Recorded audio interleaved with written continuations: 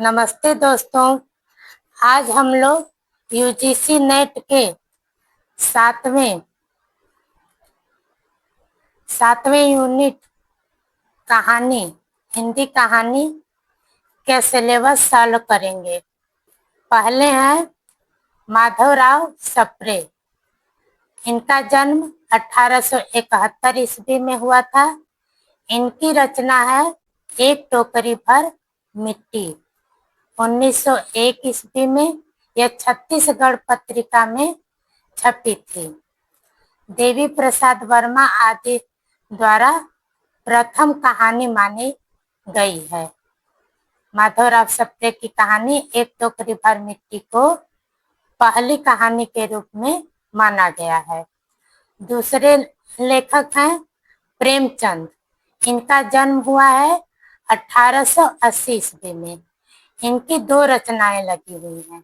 दुनिया का अनमोल रत्न 1907 ईस्वी में तथा 1907 या 8 ईस्वी में दोनों मिलता है। यह जमाना पत्रिका में प्रकाशित हुई है। दूसरी कहानी है ईदगाह 1933 ईस्वी में हंस पत्रिका में प्रकाशित हुई थी। इसके पात्र हैं मोहसिन, जिसके पास की 15 पैसे थे और इसने किस्ती खरीदा था। यह इम्पोर्टेंट टॉपिक है जो मैंने लिखे हुए हैं, इससे क्वेश्चन बनते हैं। और दूसरा पात्र है महमूद, जिसके पास 12 पैसे थे। इसने सिपाही खरीदा था, खिलौना खरीदे थे। इस लोग मेले में गए थे। जब हम लोग पढ़ेंगे तब आप इसको पूरे अच्छी तरह से समझ पाएंगे। चौथी है नूरे। नूरे वकील खरीदती है, सम्मी धोबिन और खंजरी। एक इसमें पात्र है कांस्टेबल, जो कि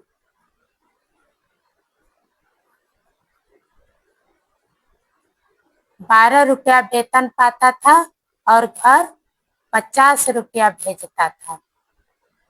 यह व्यंग किया गया है पुलिस वालों पर। दुनिया का सबसे अनमोल रतन सोजे वतन कहानी संग्रह में 1908 में संग्रहित था। पहले अनमोल रत्न के रूप में अनमोल रत्न 3 जाता है। 3 अनमोल रत्न ले आता है। पहला ले आया था काले चोर के आंसू, दूसरा सती के चिता की राख और तीसरा सिपाही के आखिरी रक्त का कतरा, जो कि देश के लिए शहीद हो गया था सिपाही। उसके आखिरी खून का कतरा ले आया था। वही सबसे अनमोल रत्न माना गया था। तीसरे हमारे रचनाकार हैं राजेंद्र बाला घोष। राजेंद्र बाला घोष यानी बंग महिला। इनका जन्म हुआ था 1882 ईस्वी में। इनकी कहानी है चंद्रदेव से मेरी बातें। 1904 ईस्वी में सरस्वती पत्रिका में छपी थी। दूसरी कहानी है दुलाई वाली। 1907 ईस्वी में सरस्वती पत्रिका में यह भी छपी थी। इनकी पुस्तक कुसुम संग्रह का संपादन शुक्ल जी ने किया था। राजेंद्र बाला घोष की एक पुस्तक है कुसुम संग्रह। इसका संपादन आचार्य रामचंद्र शुक्ल ने किया था। यह कुछ अतिरिक्त जानकारी हमने इसमें रखा हुआ है। चौथे राइटर हैं चंद्रधर शर्मा गुलेरी। इनका जन्म हुआ था 1883 ईस्वी में। उसने कहा था, इनकी कहानी है जो कि 1915 ईस्वी में सरस्वती पत्रिका में छपी थी। राजेंद्र यादव ने प्रथम आधुनिक कहानी इसे माना था। इसमें लहना सिंह एक किरदार है, उनके राइफल का नंबर था 77, राइफल नंबर। 5वें लेखक हैं हमारे जयशंकर प्रसाद। 1889 ईस्वी इनका जन्म है। आकाशदीप इनकी कहानी है 1928 1928 या 29 में इसकी रचना हुई है। यह 7 खंडों में संलाप शैली में लिखी हुई है। यह आकाशदीप कहानी संग्रह भी है। इसमें आकाशदीप कहानी संग्रह में 19 कहानियां संकलित हैं। छठे राइटर हैं हमारे लेखक राधिका रमण सिंह। 1890 ईस्वी, कानों में कंगना इनकी कहानी है, जो कि 1913 ईस्वी में हिंदू पत्रिका में छपी थी। इसका नायक है कानों में कंगना के नरेंद्र, और पात्र हैं किरण, योगीश्वर, किन्नरी। किन्नरी को खलनायिका के रूप में देखा गया है। जूही नौकरानी है। मोहन पहचान वाला है, नरेंद्र का पहचान वाला। ये मैंने कुछ उसके पात्रों को भी रख लिया है। 7वीं हमारी लेखिका है सुभद्रा कुमारी चौहान। सुभद्रा कुमारी चौहान का जन्म 1904 ईस्वी में हुआ है। इनकी रचना है राही 1947 ईस्वी में हंस पत्रिका में छपी थी।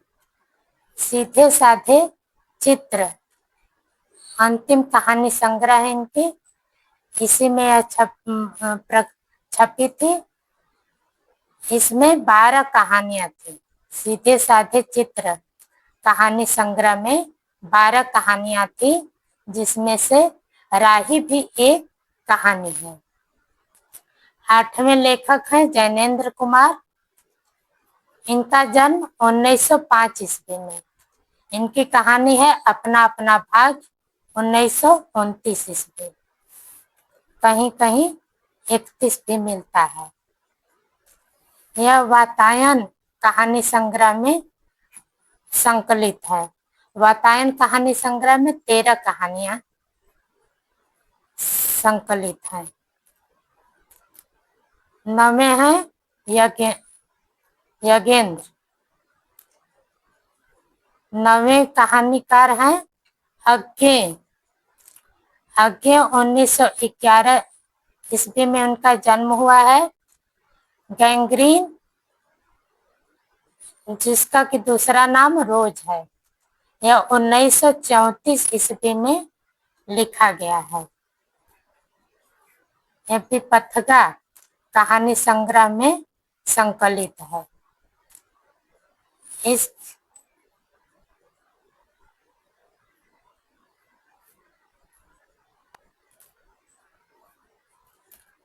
10वें कहानीकार हैं हमारे भीष्म साहनी। भीष्म साहनी का जन्म 1915 ईस्वी में हुआ है। इनकी रचना है चीफ की दावत 1956 ईस्वी। पहला पाठ कहानी संग्रह में नई कहानी पत्रिका 1957 ईस्वी में छपी थी। पहला पाठ कहानी संग्रह में इसमें 15 कहानियां हैं। यह दूसरा कहानी संग्रह है। पहला भाग्य रेखा था। इनकी पहली कहानी संग्रह भाग्य रेखा है और दूसरा है चीफ की दावत।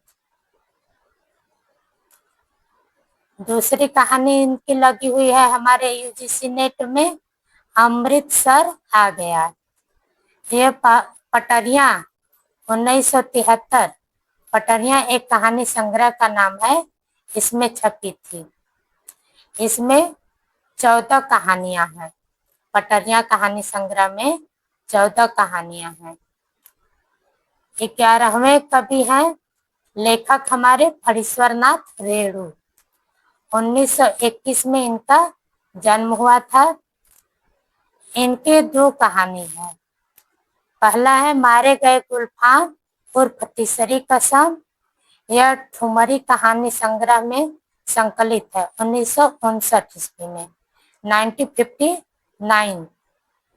इसमें 9 कहानियां संकलित हैं। 1958 ईस्वी में अपरंपरा पत्रिका में छपी थी, जिसका पात्र है हीरामन 40 साल का 3 काम न करने की कसम खाता है। हीरामन, ये पूछा जाता है, बहुत ही इम्पोर्टेंट है कि हीरामन ने कौन कौन से कसम खाया था या कौन सा कसम नहीं खाया था। तो कौन कौन से कसम अपने गाड़ी पर न लादने की कसम खाई थी इसने, कि चोरी का सामान नहीं लादेगा, बांस की लदनी नहीं करेगा और कंपनी की औरत को अपनी गाड़ी में नहीं बैठाएगा। ये इसने 3 कसम खाई थी। 12वें कवि हमारे हैं हरिशंकर परसाई। इनका जन्म 1924 ईस्वी में हुआ था, इंस्पेक्टर माता दिन चांद पर। ये 1970 में लिखी हुई कहानी है, जो कि ठिठुरता हुआ गणतंत्र कहानी संग्रह में छपा था। यह कहानी छपी थी इंस्पेक्टर माता दिन चांद पर। ठिठुरता हुआ गणतंत्र में 24 कहानियां संकलित हैं। 13वीं हमारी रचनाकार हैं कृष्णा सोबती।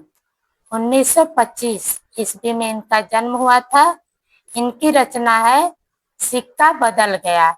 1948 ईस्वी 1948 प्रतीक पत्रिका में यह कहानी छपी थी। इनका कहानी संग्रह है बादलों के घेरे में। 1980 में